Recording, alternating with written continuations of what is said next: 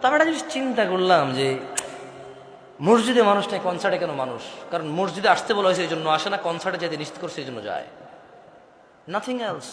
আচ্ছা, শীতকালে সব মানুষ জ্যাকেট, কুর্তা, পাঞ্জাবি, জুব্বা, তারপর হচ্ছে চাদর, তোয়ালা, কানটুপি, নাকটুপি, মাস্ক, হাত মোজা, পা মোজা সব কিছু দেয়।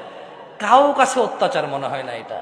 যখনই পর্দা করার জন্য শুধু বোরখা পড়তে বলা হয়, সবার কাছে অত্যাচার মনে হয়। শীতকালে মহিলারা সৌন্দর্য দেখাবে না কেন?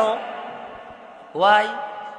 তখন কি ওদের স্বামীর সাথে থাকা লাগে না? তখন কি ওদের বয়ফ্রেন্ডরা ছুটি নিয়ে নেয়? তখন কি ওদের বিবাহের জন্য আসা বন্ধ হয়ে যাবে? তাহলে শীতকালে কেন গা ঢাকে? কারণ ঠান্ডা লাগে তাই ঢাকে। গরমকালে কেন ঢাকে না? ঠান্ডা লাগে না তাই ঢাকে না, আল্লাহ বলেছে ঢাকতে তাই ঢাকে না। মুসলিম সমাজের বাবা মায়ের, ছেলে সন্তানের, আমার আপনার সবার এটা এইম হয়ে গেছে, যেটা আল্লাহর নবী বলছে ওটার উল্টাটা কর। এর মধ্যে হরমোন কমে যায়। কি কমে যায়?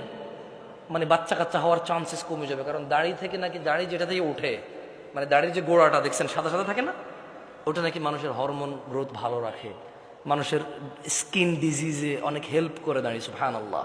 আমরা তো এত কিছু মনে করে রাখি না, শূন্য হিসেবে রাখি। আলহামদুলিল্লাহ। কি হিসেবে রাখি? হরমোন আর স্কিনের জন্য রাখি না, জান্নাতের জন্য রাখি।